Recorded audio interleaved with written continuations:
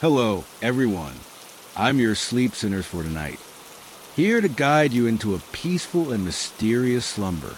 I know many of you use these videos to help you fall asleep. So before we begin, don't forget to like the video and subscribe to the channel. Also, I'd love to know where are you watching from and what time is it for you right now. Go ahead, get comfortable, relax, and let the rain and stories take you away. Whispers of Patagonia, Argentina. Chapter 1. The Mirrors of Torre del Paine. We're being watched, Mateo whispered, his breath creating small clouds in the frigid Patagonian air. He stood frozen at the edge of a cerulean glacial lake, staring at the distant figures on the opposite shore. Those people, they're doing exactly what we're doing. Down the way I just adjusted my backpack. Sophia scoffed, adjusting her camera strap. It's just other hikers, probably taking the same photos we are. This is literally the most photographed spot in all of Torres del Paine. But when Mateo raised his arm in a deliberate wave, the silhouette across the lake mirrored the gesture with perfect timing. And when he suddenly dropped to one knee to retie his boot, the figure did the same. Okay, that's weird, Sophia admitted, the hair on her arm standing on end despite the layers she wore. That's when they heard it, soft but unmistakable. Their names carried on the wind that whipped between the towering granite peaks. Mateo, Sophia. The voice was barely audible, yet somehow crystal clear, like someone whispering directly into their ears. Sophia's camera slipped from her fingers, dangling from its strap as she spun around, searching for the source. Did you hear that? Her voice cracked. In the 3 years they've been best friends, Mateo had never seen fear cross Sophia's face like it did now. Yeah, he nodded, swallowing hard. I heard our names. That's impossible. We didn't tell anyone else on the trail our names. We barely passed through other hiking groups all morning. The sky above the jagged mountains had turned an ominous gray within minutes. The famous Patagonian, weather showing its mercurial nature. What had been clear blue was now threatening snow, and the temperature seemed to drop several degrees in an instant. We should head back to camp, Mateo suggested, no longer concerned about capturing the perfect photograph of the mountains that had brought them to this remote corner of Argentina. Something's not right here.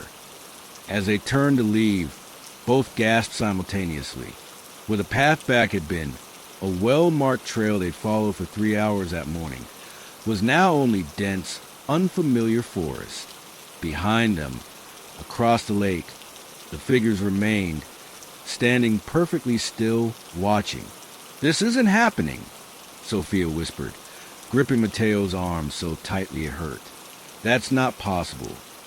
The wind picked up, howling between the massive stone towers that gave the national park its name, and again carried on that unnatural wind. Mateo, Sophia, come join us. My GPS is dead, Mateo said, staring at his phone. Full battery but no signal, no maps, nothing. Sophia pulled out her own phone. Same. How is that possible? I had 4 bars 10 minutes ago. That's when they noticed that the figures across the lake had disappeared. Relief washed over them until they heard footsteps crunching on the gravel behind them. They turned to find themselves face to face with a weathered Argentine man in his 60s, wearing the uniform of a park ranger. You've seen them, haven't you? He asked, his accent thick. The mirrors. Javier had been a ranger at Torres del Paine for over 30 years. His weather-beaten face crinkled as he poured steaming mate tea into cups for Sophia and Mateo inside the small ranger station where he'd brought them.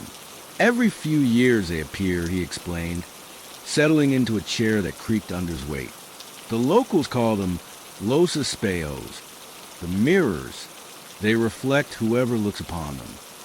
But they were so far away, Sophia argued, wrapping her cold hands around the warm cup. How could they mimic our exact movements from that distance? Distance means nothing to them. Javier said with a shrug. Time means nothing either. Some believe they're echoes of ourselves from another timeline, reaching through the thin places in the mountains. Mateo raised an eyebrow. You expect us to believe in what? Ghosts? Alternate dimensions? I expect you to believe what your own eyes saw, Javier replied calmly. This region has always had stories. The indigenous Tehuelche people avoided certain valleys, claiming they were places where the world grew thin. Spanish explorers wrote of seeing themselves walking ahead on trails they had never traveled. Sofia and Mateo exchanged glances. They had come to Patagonia, expecting adventure, a break after finishing university in Buenos Aires. But nothing like this. And the voices? Sofia asked quietly. We heard our names. Javier's face darkened. That is why I found you. When the mirrors call your name, it means they've chosen you. Chosen us for what? Mateo demanded, standing up so quickly he almost knocked over his tea. That depends, Javier said, reaching for a worn leather-bound book on the shelf behind him, on whether you answer. Outside, snow began to fall in thick flakes, unusual for this time of year. The windows of the small ranger station rattled with a wind that seemed to carry whispers just below the threshold of understanding. 3 hikers disappeared last season. Javier continued, flipping through yellow pages covered in handwritten notes and faded photographs. All reported hearing their names called. All reported seeing figures mimicking them across lakes or valleys. He turned the book toward them. The page showed a Polaroid photograph of a smiling young couple in hiking gear, standing in front of the same granite tower Sofia and Mateo had photographed earlier. Behind them, barely visible in the distance, were 2 silhouettes that seemed oddly familiar. Lucas and Valentina, Javier said, tapping the photo. Both experienced hikers from Cordoba. Their tent was found empty 3 days after this photo was taken. Their backpacks still inside, phones on their sleeping bags. They never returned. Sofia's face had gone pale. What happened to them? Javier closed the book gently. Some say they answered when called. They crossed over. Crossed over to what? Mateo pressed, his skepticism battling with the undeniable strangeness of what they'd experienced. I don't know, Javier admitted. No one who goes ever comes back to tell us. The ranger stood up, moving to a map of the park pinned to the wall. But I do know that the phenomena always centers around the Lake of Shadows, where you were today. And I know that it's getting worse. He pointed to various marked locations. 20 years ago, 1 incident every decade. Now, 3 disappearances last season alone. Something is changing in the mountains. As if punctuating his statement, the lights in the station flickered, then went out completely. In the sudden darkness, the howling wind seemed to form words again. Mateo, Sofia, find us. Javier lit a kerosene lamp, its warm glow creating long shadows across the walls. You 2 will stay here tonight. The storm is too dangerous now anyway. Tomorrow, I'll escort you back to the visitor center, and I strongly suggest you leave the park. As Sofia and Mateo prepared the small cots Javier provided, the ranger left them with one final warning. Whatever you do, do not answer if they call, and do not follow if you see yourselves in the distance. What looks like you isn't you at all. Later that night, as Mateo finally drifted towards sleep, he could have sworn he heard Sofia's voice outside, calling his name. But when he looked over, she was fast asleep on her cot, her back to him, outside the window, through the falling snow. A figure that looked Chapter 2, the calling.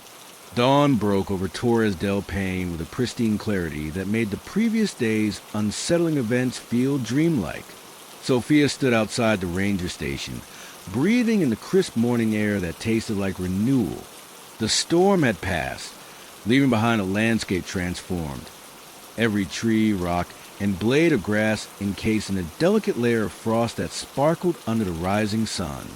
It all seems so normal now, she said as Mateo joined her, handing him a steaming cup of coffee.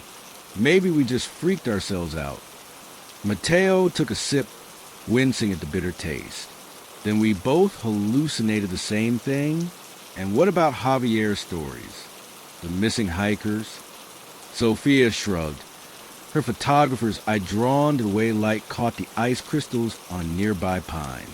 People go missing in national parks all the time. They get lost, fall, wild animals. Both experienced hikers just left their tent and disappeared without their gear. Mateo interrupted. And what about our phones both dying at the exact same moment? The trail disappearing. Before Sophia could respond, the door to the station opened and Javier emerged, looking like he hadn't slept. Dark circles hung beneath his eyes, and his usually neat uniform was rumpled. Change of plans, he announced, his voice gruff. I received radio contact from the main station. There's another missing hiker, a girl named Camila, 19 years old, separated from her group yesterday afternoon during the storm. I need to join the search party. We can help? Sophia offered immediately. Javier shook his head firmly. Absolutely not. Especially not after what you experienced yesterday. The trail back to the visitor center is clear. Just follow the red markers. It's about 4 hours at a steady pace. He handed them a paper map with the route highlighted. Stay on this path. Do not detour, no matter what you see or hear. Mateo took the map reluctantly. Should we stay here until you get back? The forecast shows another storm system moving in by tonight. Better you be safely back at the center before then. Javier checked his watch. If you leave within the hour, you'll make it with daylight to spare. Something about his urgency made Sophia uneasy. You don't think this missing girl has anything to do with what we saw yesterday, do you? Javier's weathered face gave away nothing, but his pause was answer enough. Just stay on the marked path, he repeated, then handed them each a small object, a polished black stone on a leather cord. Local tradition, he explained. Obsidian from volcanoes to the north. The Tehuelche believe it protects against the mirrors. Sophia looped the cord around her neck, the stone cool against her skin. Thanks for everything, Javier. The ranger nodded, already preoccupied with packing his search gear. Remember what I told you last night. Do not answer if called. The first 2 hours of their hike passed uneventfully. The path was indeed well marked, cutting through valleys of breathtaking beauty. Under different circumstances, they would have stopped repeatedly to photograph the landscapes, but today they maintained a brisk pace, both eager to reach civilization. I can't stop thinking about that missing girl, Sophia said as they paused briefly for water by a small stream. Camila, she's younger than us. Mateo nodded, checking the map for the 100th time. We should be about halfway now. That's when they heard it. A distant cry carried on the wind. Help! Can anyone hear me? They both froze, exchanging glances. The voice was female, young, frightened. That could be her, Sophia said, already slinging her backpack on. That could be Camila.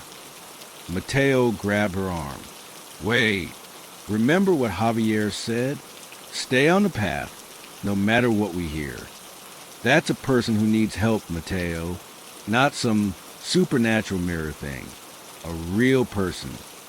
The cry came again, closer this time. Sophia pulled away from Mateo's grip. I'm not walking away from someone who needs help. You can stay on the path if you want. Mateo hesitated only briefly before following her. At least let me check the map, see if we can figure out where we are. The voice led them east, away from their marked trail, and up a steep ravine that showed no signs of recent travel. No footprints marked the fresh snow, no broken branches. Sophia noticed this but pushed forward anyway, calling back to the voice, which seemed to stay just ahead of them. around the next bend, over the next rise. After 20 minutes of hard climbing, they entered a small clearing ringed by twisted, ancient-looking trees. In the center stood a girl who couldn't be more than 19, dark hair whipping around her face in the wind, wearing a red jacket much too thin for the cold. "Camila?" Sophia called tentatively. The girl turned, and both Sophia and Mateo gasped. Her features seemed to shift subtly, like a reflection in disturbed water, never quite settling into a single form.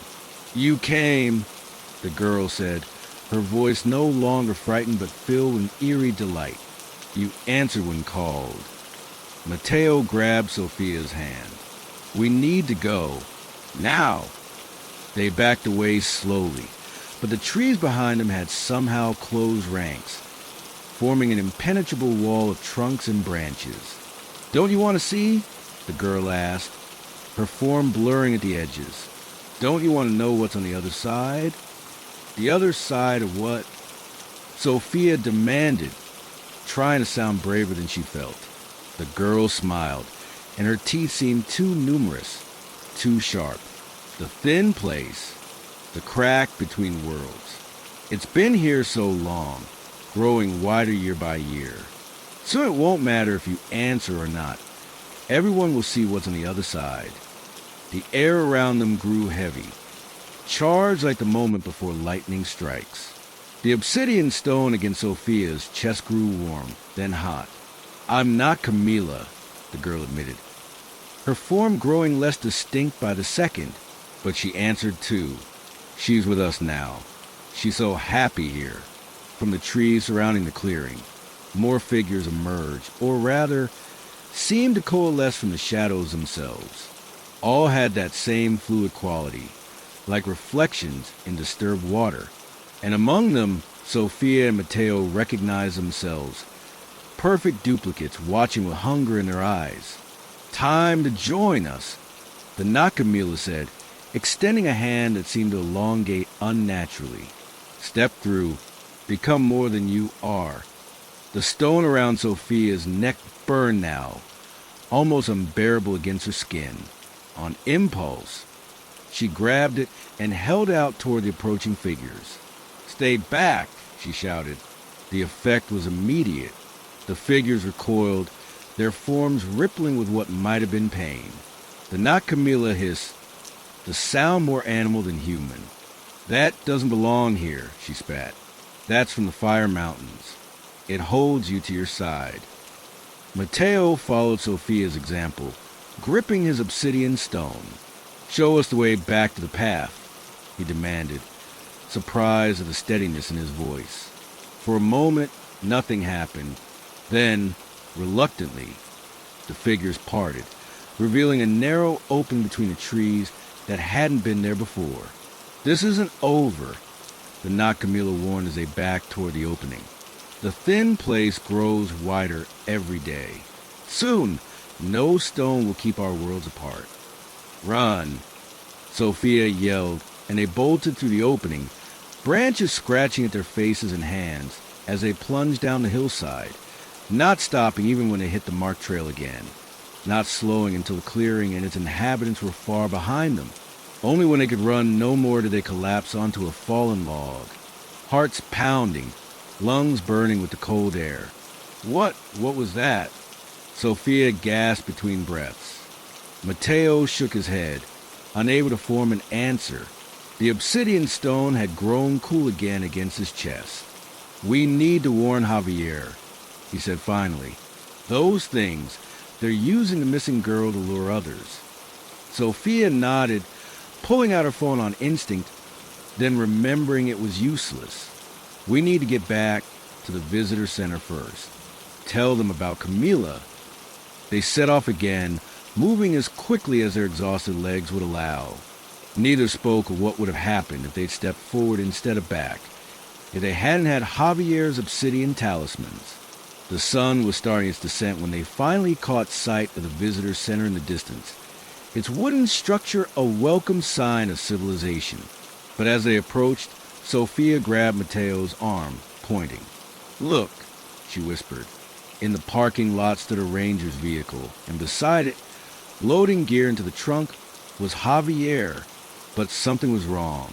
His movements were too fluid, too precise, and when he turned in their direction, even from this distance, they could see his face shimmer slightly, features never quite solid.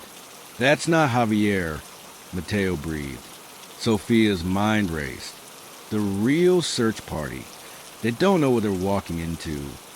And we led whatever these things are right back to civilization. Mateo added grimly. "The not Javier." Noticed him standing at the edge of the trees, and raised a hand in greeting, a too-wide smile splitting his face. Behind him, more park staff emerged from the visitor center, all with that same fluid quality to their movements. "What do we do now?" Sophia whispered, the obsidian stone clutched tightly in her fist. Before Mateo could answer, a hand clamped over his mouth from behind, another arm pulling him back into the trees. Sophia started to scream, but another hand muffled her cry as she too was dragged backward. "Quiet," a voice hissed in her ear. "Those aren't your friends, and I'm not your enemy." Their captors pulled them deeper into the forest, away from the visitor center. When they finally stopped and released them, Sophia and Mateo spun around to face a young woman with intense dark eyes and a jagged scar running down one cheek. "Who are you?" Mateo demanded. "My name is Lucia," she said, keeping her voice low. "And if you want to survive what's coming, you need to come with me now." As if to emphasize her point, an unnatural cry rose from the direction of the visitor center, a sound no human throat could make. "They know you've seen through their disguise," Lucia said urgently. "We have minutes at most." Sophia and Mateo exchanged a glance, 1,000 questions between them, but only one choice ahead. "Lead the way," Sophia said, and as the sun sank toward the jagged peaks of Torres del Paine, casting long shadows across the landscape, they followed the mysterious stranger deeper into the wilderness, away from what had once been safety and toward an unknown that promised only more questions. Behind them, the calls began again, perfect imitations of their own voices, calling their names with increasing desperation. And this time, there was no ranger station to shelter them from the coming night. Chapter 3, The Thin Places. Lucia led them through the gathering darkness with the confidence of someone who knew the landscape intimately. She moved quickly but carefully, often pausing to listen or examine subtle signs in terrain that were invisible to Sophia and Mateo. "My father was Tehuelche," she explained during a brief rest, her voice barely above a whisper. "He taught me how to move through these mountains, how to read their warnings." "And what are they warning now?" Mateo asked, tried to ignore the persistent calls that still echo behind them. His own voice, Sophia's voice, even Javier's, all pleading for them to come back. Lucia's expression was grim in the fading light, that the barrier is breaking. The thin places are tearing open. What exactly are these thin places? Sophia demanded, frustration edging her voice. "And what are those things back there?" "They have many names," Lucia replied, checking the crude map she'd drawn in the dirt with a stick. "My father's people called them the Hungry Ones. Early Spanish settlers called them Los que reflejan, those who reflect. I just call them mirrors." "But what are they?" Mateo pressed. Lucia looked up, her dark eyes reflecting the first stars appearing overhead. "They're us, or rather, what we might become in a world where the rules are different." She stood, erasing the map with her boot. "We need to keep moving. I have a shelter about 2 hours from here." As they continued through the increasing darkness, Lucia explained what she knew. The thin places were points where the fabric between dimensions grew weak, allowing glimpses and eventually passage between worlds. Torres del Paine had always had such places, Small tears in reality that the indigenous people had identified and avoided for generations. But something changed about 30 years ago, she continued. The tears began growing larger, staying open longer, and they learned to call through to lure people across. 30 years ago, Sophia repeated. That's when Javier said the disappearances started becoming more frequent. Lucia nodded. Javier knows more than he tells tourists. He and my father worked together documenting the phenomena until Dad disappeared 5 years ago. I'm sorry, Mateo said quietly. Lucia's pace didn't falter. He knew the risks. We all do when we choose to stay and fight. Fight! Sophia echoed. How do you fight something like this? Instead of answering directly, Lucia paused, pulling something from her pocket. An obsidian stone identical to the ones Javier had given them. These help, she said. They anchor us to our reality. Make it harder for them to pull us across or take our forms. But they're just tools, not solutions. The path grew steeper, requiring both hands to navigate in some places. Despite the exertion, the night air grew increasingly cold, their breath-forming clouds that hung in the still air. Almost there, Lucia assured them after what felt like much longer than 2 hours, just over this ridge. As they crested the hill, a small cabin came into view, nestled against the base of a towering cliff face. No light shone from within, but smoke curled from a stone chimney, suggesting warmth and safety. Lucia led them to the door, performed a complex series of knocks, then pushed it open. Inside, illuminated by the glow of a small fire, sat a man Sophia and Mateo recognized immediately. Javier. Sophia gasped. The ranger looked up, surprise crossing his weathered features. You made it. I wasn't sure you would. There was another you at the visitor center, Mateo explained. With the others, they all had that same shifting quality. Javier nodded grimly. It's spreading faster than we thought. They've never managed to mimic so many of us at once before. As they warmed themselves by the fire, Javier and Lucia explained the full situation. The cabin served as a base for a small group who monitored the thin places and tried to prevent more disappearances. They called themselves Los Guardians, the Guardians. We think it started with a dam, Javier said, spreading a topographical map across a rough wooden table. 30 years ago, they built the hydroelectric project to the north, changed the water table, altered the electromagnetic field of the region. The indigenous stories always connected the thin places to water, Lucia added. Lakes, rivers, places where the boundary between elements already blurs. So these mirrors, they're coming to more often now? Sophia asked, trying to process everything. Not just more often.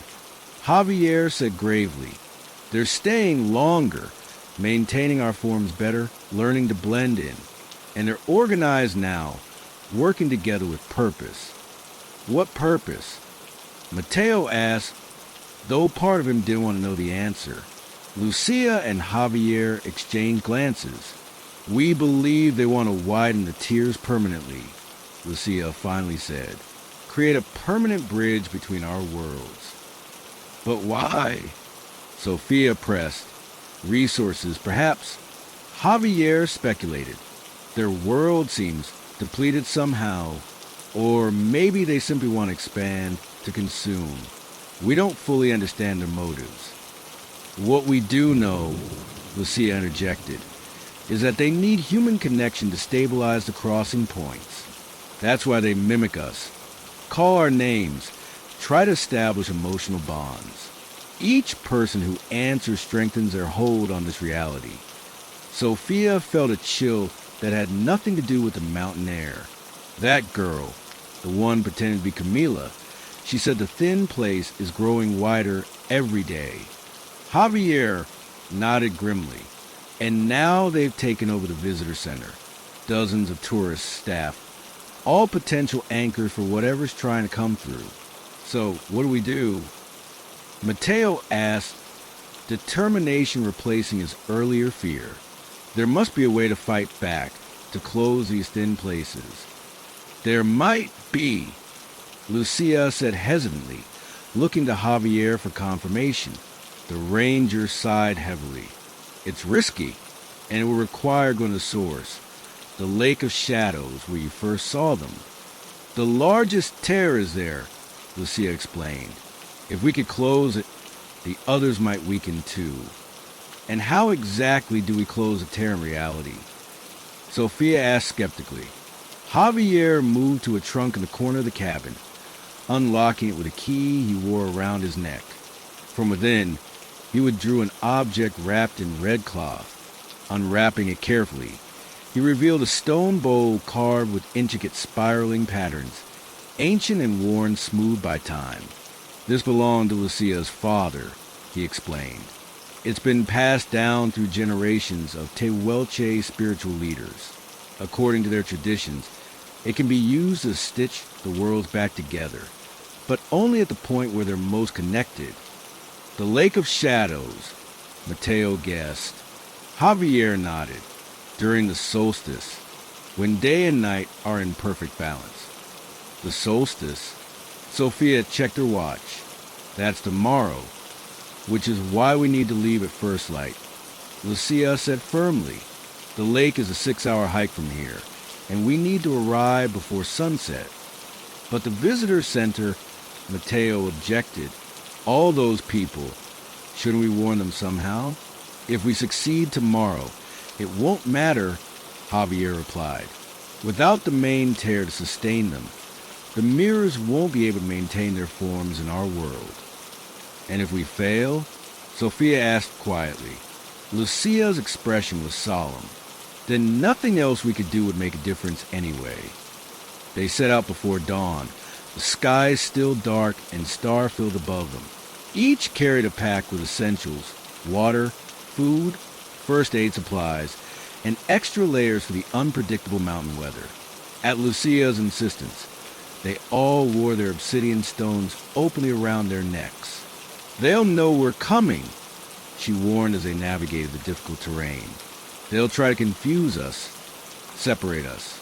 No matter what happens, stay together and remember who you are. The journey was arduous, taking them through some of the most remote parts of the national park. As the sun climbed higher, the landscape grew increasingly surreal. Colors too vivid, shadows too deep, distances that seemed to shift when viewed from different angles. The boundaries are already weakening, Javier explained when Sophia pointed out a waterfall that seemed to flow upward for brief moments. The solstice is amplifying the effect. By mid-afternoon, all of them had experienced moments of disorientation, paths that double back on themselves impossibly, familiar landmarks appearing where none should be, the distinct feeling of being watched from just beyond their peripheral vision. We're close, Lucia announced as they crested a ridge to see the Lake of Shadows below them, its surface unnaturally still despite the wind that whipped around them. It looks different, Mateo observed. The lake, which had been a brilliant blue during their first visit, now appeared almost black, reflecting nothing. Not the sky, not the mountains, not even the light itself. The tear is widening, Javier said grimly. We may already be too late. As they made their way down to the shore, movement caught Sophia's eye.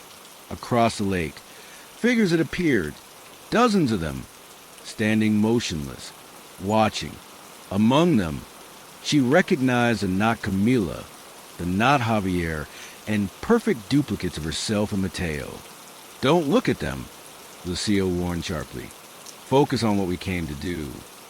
At the edge of the lake, Javier removed the stone bowl from his pack and handed it to Lucia. You should be the one. Your father would want it this way. Lucia took the bowl reverently, then knelt at the water's edge. We need to form a circle around me, she instructed. Join hands, and whatever happens, don't let go. Sophia, Mateo, and Javier positioned themselves around her, joining hands as instructed. The instant their circle closed, the wind died completely, creating an eerie stillness broken only by Lucia's voice as she began to chant in a language none of them recognized.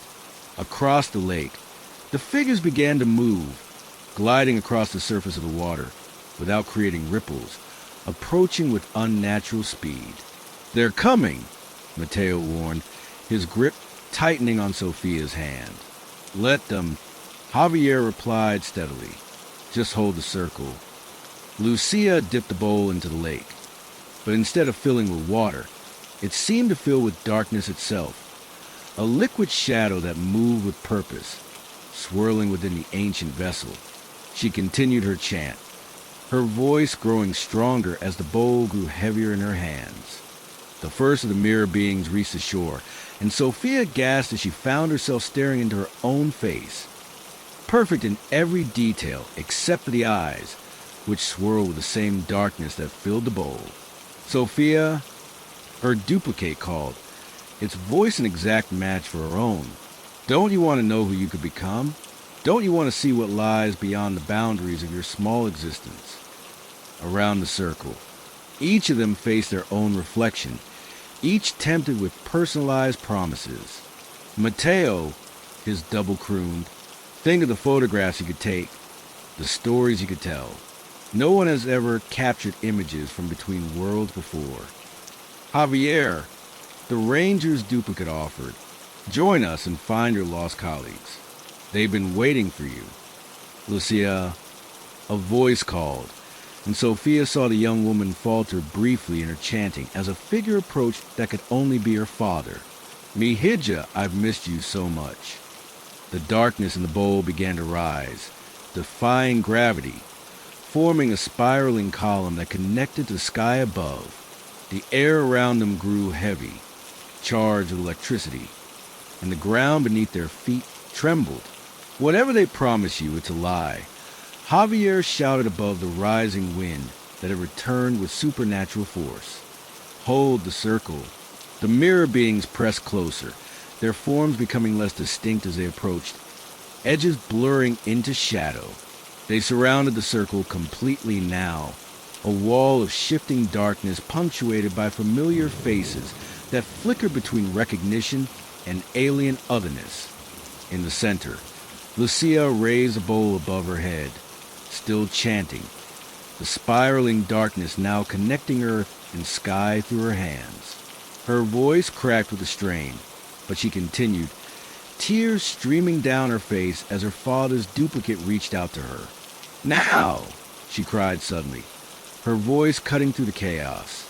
"The stones! Throw them into the bowl." Understanding instantly, Sophia tore the obsidian stone from around her neck and threw it toward Lucia, careful not to break the circle with her other hand. Mateo and Javier did the same, their stones arcing through the air to land in the swirling darkness of the bowl. The effect was immediate and catastrophic. The spiraling column of darkness contracted violently, then expanded in a shock wave that knocked all four of them to ground, breaking their circle. The mirror beings screamed, a sound no human throat could produce, as they were caught in the wave, their forms distorting, stretching, then collapsing in on themselves. The lake's surface began to churn, massive waves crashing against the shore as the very air seemed to tear open above it, revealing glimpses of another world, a place of twisted geography and impossible angles, perpetual twilight, and the silhouettes of things that defied description. "It's working!" Javier shouted above the cacophony. "The tear is closing." Indeed, the rift above the lake was contracting, the edges knitting together like a wound healing at impossible speed. The mirror beings were being pulled back through, their forms elongating grotesquely as they fought against the irresistible tide. In the center of it all stood Lucia, the bowl now fused to her hands, her body arched backward as the sheer self were being pulled toward the closing tear. Sophia lunged forward, grabbing one of Lucia's arms while Mateo seized the other. Together they anchored her to the ground as the final surge of energy pulsed through her body. With a sound like thunder imploding, the tear sealed completely. The unnatural darkness vanished from the lake, revealing once again the natural blue waters reflecting a clear afternoon sky. The wind calmed, the ground stilled, and silence fell over the landscape. Lucia collapsed into their arms, the bowl, now cracked down the middle, falling from her hands. "Did it work?" she whispered, her voice hoarse from the strain. Javier scanned the opposite shore, where no figures now stood. "I think so. The tear is closed." "And the others? The ones at the visitor center?"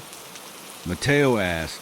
"Without the main tear to sustain them, they won't last long in our world," Lucia explained weakly. "By nightfall, they'll fade back to wherever they came from." Sophia helped Lucia to her feet, supporting her as they all stared out across the now peaceful lake. "Is it permanent? Will the tear stay closed?" Lucia picked up the broken halves of the bowl, examining them sadly. The bowl was the key. Was it destroyed? I don't know. Maybe for a generation.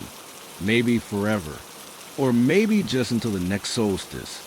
Javier added grimly, as they made their way back toward civilization. The park seemed to breathe again with natural life. Birds returned to the skies, their calls replacing the eerie whispers that had haunted the mountains. Colors settled into their proper hues, no longer too vivid or too muted. The world felt solid once more. "I still don't understand everything," Sophia said as they paused for rest near a crystal-clear stream, one that flowed in the proper direction, following the laws of gravity as streams should. "How did you get involved in all this, Lucia?" Lucia ran her fingers over the smooth pieces of the broken bowl she'd carefully wrapped and placed in her backpack. "My father was a park ranger like Javier, but also a spiritual leader among our people. He taught me the old stories, the warnings about the thin places. When he disappeared 5 years ago, I knew why, even if the official reports called it a hiking accident. She showed up at my door 3 days after her father vanished." Javier added, just 17 years old, but determined to continue his work. "She knew things about the mirrors that even I didn't understand after decades in these mountains. The Tehuelche have been guardians of this land for generations," Lucia explained. "My ancestors knew that what separated our world from others was sometimes no thicker than shadow. They developed ways to sense the thin places, to avoid them, and when necessary, to repair them." Sophia glanced at Mateo, who had been unusually quiet since they'd left the lake. He sat slightly apart from the group, methodically checking his camera, but not taking any photos of the spectacular landscape around them. "You okay?" she asked softly, moving to sit beside him. He hesitated before answering. "When my double spoke to me at the lake, part of me wanted to listen, to go with it. Is that crazy?" "No," Javier said, overhearing. "That's their power. They offer exactly what speaks to your deepest desires. For a photographer, the chance to capture images no one has ever seen before, that's a powerful lure." "I felt it too," Sophia admitted, "like it was offering me something I didn't even know I wanted until that moment." Lucia nodded solemnly. "That's how they've taken so many over the years. They find the longing in you, the part that wonders what if or if only, and they use it to pull you across."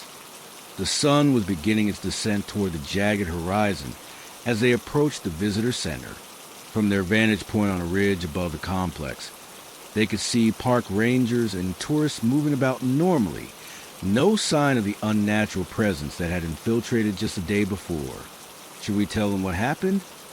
Mateo asked, indicating the people below. Javier shook his head. "Who will believe us? Besides, knowledge of the thin places only makes you more vulnerable to them. Better to let people think it was just another day in Torres del Paine." As they made their way down, Sophia realized something strange.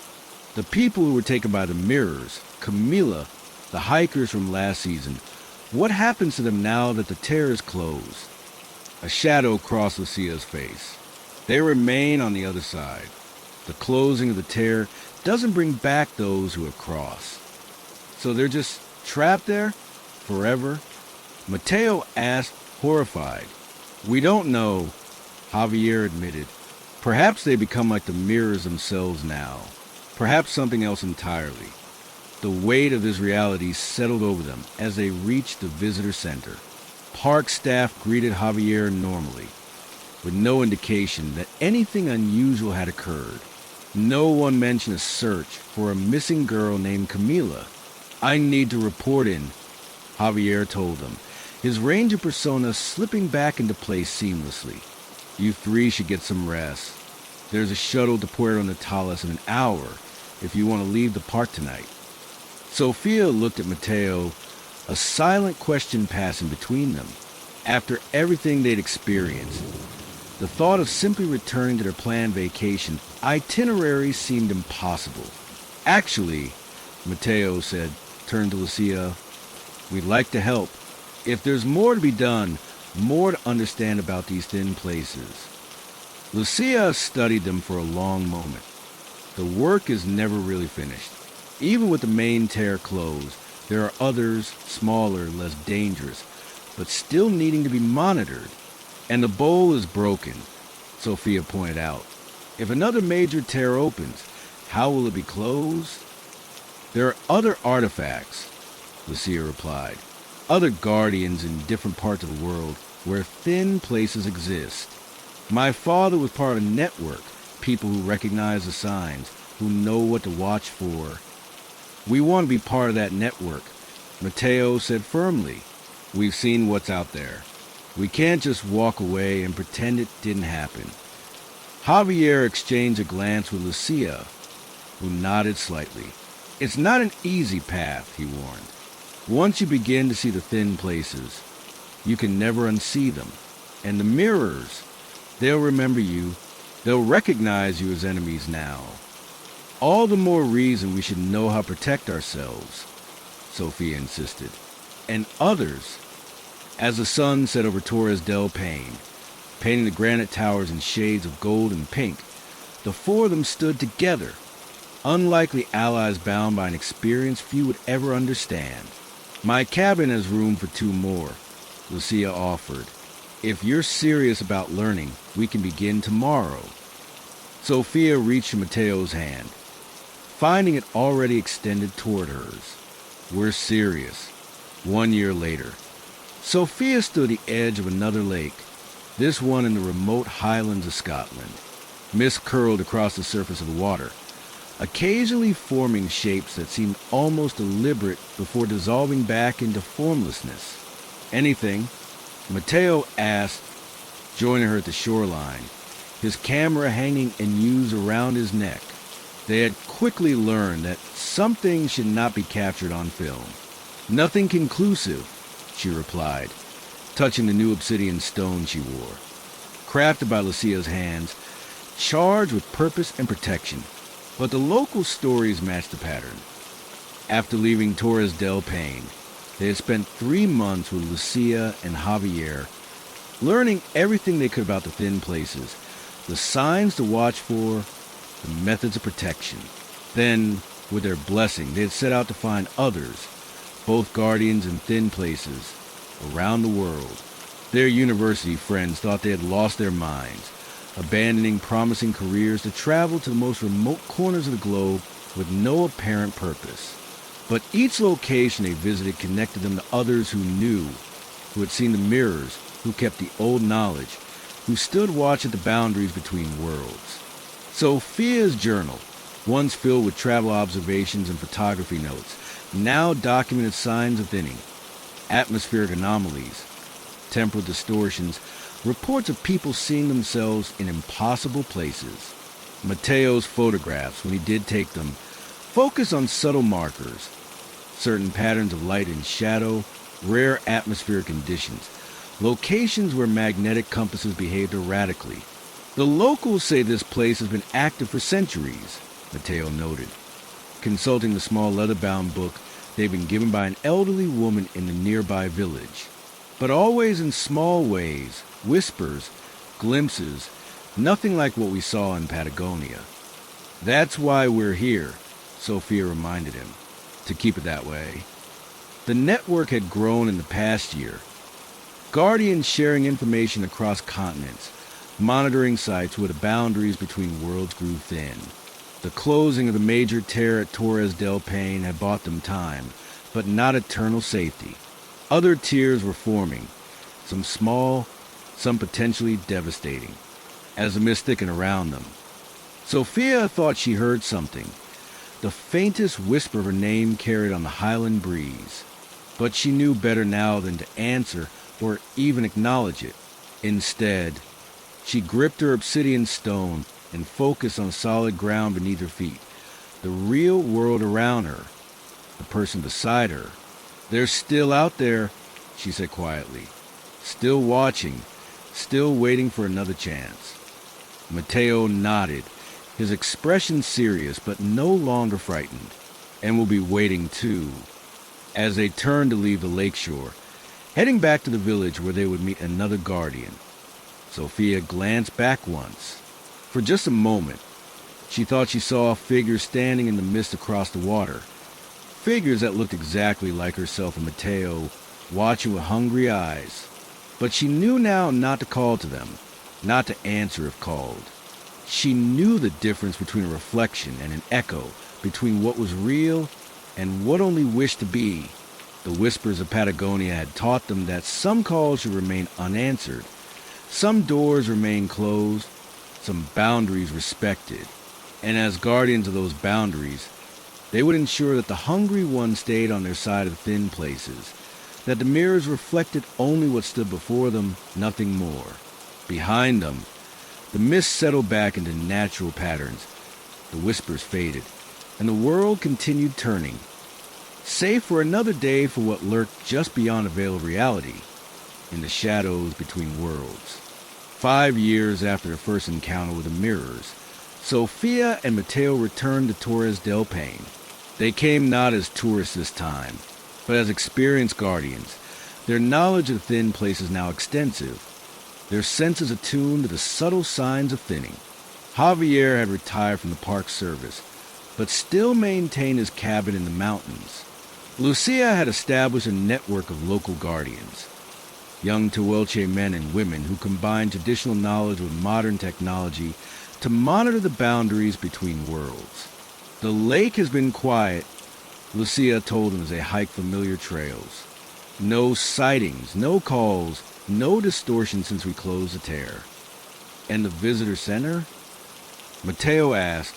Sometimes new staff report strange reflections in windows, or hearing their names when no one is there, Javier admitted, but nothing substantive, nothing like before. They reached the Lake of Shadows by midday, its waters once again the natural blue of glacial melt, reflecting the towering peaks around it with perfect clarity. Sophia removed her journal from her backpack, adding new observations to years of meticulous notes. There's something different about this place now, she said, looking up from her writing. It feels sealed somehow, more permanent. Lucia nodded, kneeling at the water's edge where, 5 years earlier, she had held the now broken bowl. The tear healed better than we expected. Sometimes, when a wound is properly treated, it becomes stronger than it was before. They spent the night camping by the lake, taking shifts to watch for any signs of thinning. But the only reflections in the water were their own, solid, consistent, showing exactly what stood on the shore and nothing more. As dawn broke over the mountains, painting the granite towers in brilliant gold, Sophia stood at the edge of the lake, watching the play of light across its surface. Mateo joined her, his camera capturing the natural beauty of the landscape, something he hadn't felt comfortable doing in this spot for years. Do you ever wonder about them? He asked quietly. The others, the versions of us that exist on the other side? Sometimes, Sophia admitted, but they're not us, not really, just possibilities, reflections of what might have been under different circumstances. And Camila, the others who were taken, Sophia had no answer for that. Even after years of study, some questions about the thin places remained unanswerable. From behind them, Lucia approached, wearing the pieces of the broken bowl as pendants, one for herself, one for Javier. "It's time to pass these on," she said, removing the pendants, "to the next generation of guardians." She handed one piece to Sophia, the other to Mateo. "With these, you'll always find your way back to your true selves, no matter how convincing reflections may be." As they accepted the ancient artifacts, the rising sun caught the obsidian surfaces, sending reflections dancing across the water. For a brief moment, Sophia thought she saw something in those reflections, not mirrors of themselves, but windows into countless other worlds, other possibilities, other paths. Then the moment passed, and it was just the four of them standing by a beautiful alpine lake in one of the most breathtaking landscapes on Earth. Four people who shared a secret knowledge of what lay beyond the veil of ordinary reality, who stood watch at the boundaries between worlds. "Ready to head back?" Javier asked, shouldering his pack. Sophia took one last look across the lake of shadows, then nodded, "Ready." As they turned away from the lake, following the trail back toward the heart of Torres del Paine, Sophia realized that some part of her would always remain here, where she had first glimpsed the thin places, first heard the whispers, first understood that reality was both more fragile and more resilient than she had ever imagined. The mirrors had shown her possibilities, reflections of paths not taken. But the real journey, the one she had chosen with open eyes and full knowledge, was the one that continued forward into a world worth protecting from what waited in the shadows.